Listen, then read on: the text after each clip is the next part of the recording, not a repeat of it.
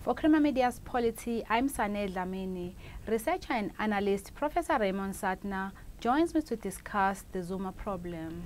Welcome, Professor. Thank you. The new book by Jacques Paul has allegations that are leveled against our President Jacob Zuma while he was consorting with gangsters and the accounts that have shocked many South Africans. What do you think is going to happen?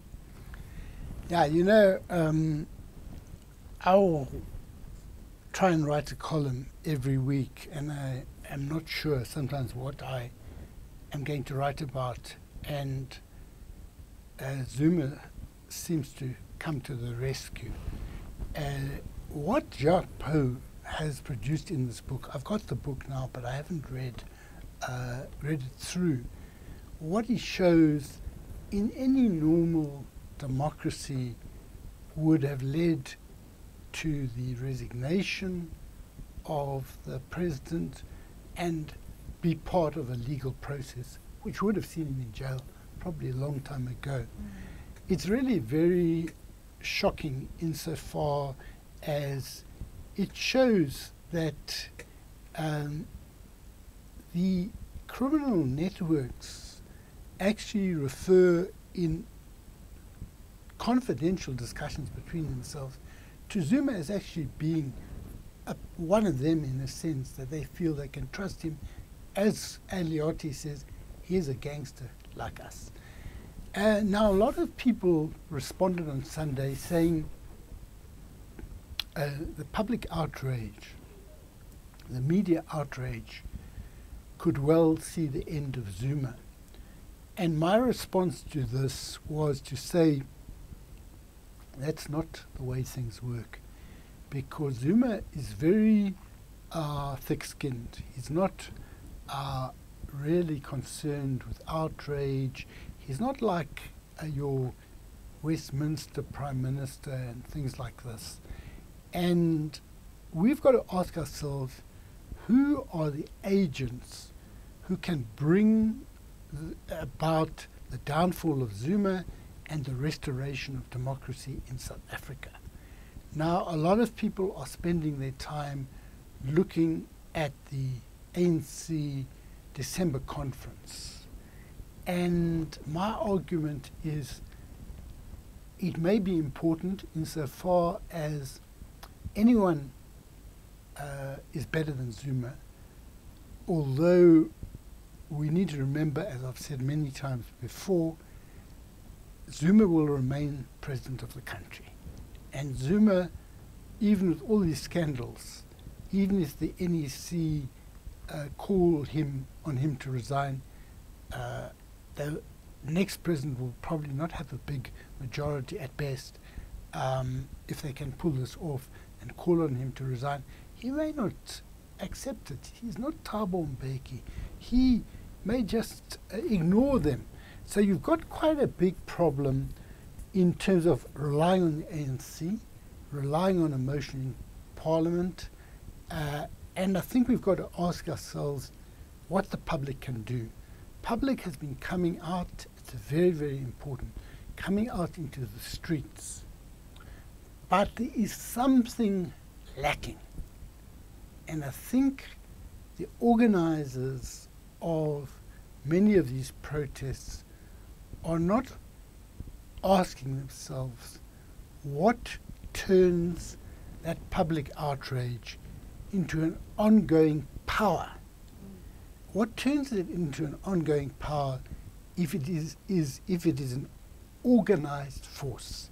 If the people who are out in some square in Pretoria don't go away and never see one another again, that they come and they become part of an organization which sits down and evaluates the march or whatever they've done.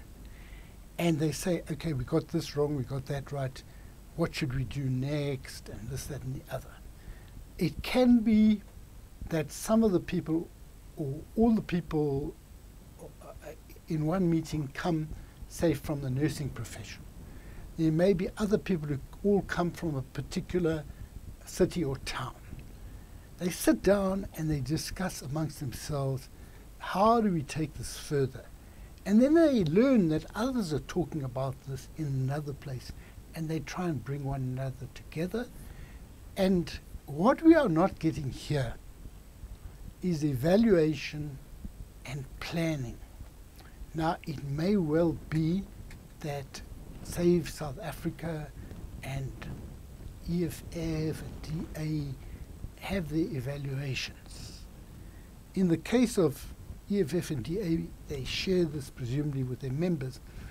But I don't know if Save South Africa has as many members as it has supporters, say, because it can sometimes bring out a lot of people in the streets.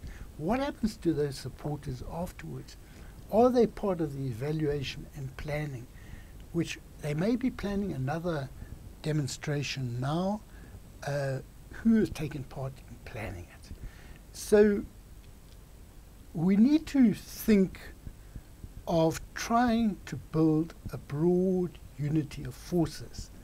And what is significant about the present is that business may well be prepared to be part of that unity, because you'll recall at the last march of COSATU, Business Leadership South Africa made a statement through Bonang Mohale saying that employers should let the employees off to go and march. And when he was asked whether he would march, he said, yes, we will march. And business is very important. Business intervened after the Nene dismissal because the currency was flying to huge, flying down, but the huge values of other currencies. And they got Van Rooyen removed. They were an important force in getting it removed. And it's very important then to recognize that you're dealing, in the case of business, not with the same people who formed the UDF, say. Some were sympathetic to the UDF, but we're dealing with a unity of forces who come from the left and who come from more respectable, in the conventional sense of the word, business sectors. And that makes it very powerful indeed. So what about the differences between the ideology between the people who are participating in these anti-campaigns against Zuma? You've got to understand that when you go into a campaign for a limited purpose, like bringing down Zuma and restoring constitutionalism and democracy, the fact that you don't agree on social inequality, transformation, and whether you believe in socialism or capitalism, that's not important initially. In the course of transition towards restoring democracy, people will debate amongst themselves about these things, but also those issues do not need to be resolved now. In this moment, we have particular goals, and it's important that you unleash as broad a range of forces as possible to achieve those goals. Thank you, Professor. That was Professor Raymond Suttner speaking to Creamer Media's Polity about the Zuma problem.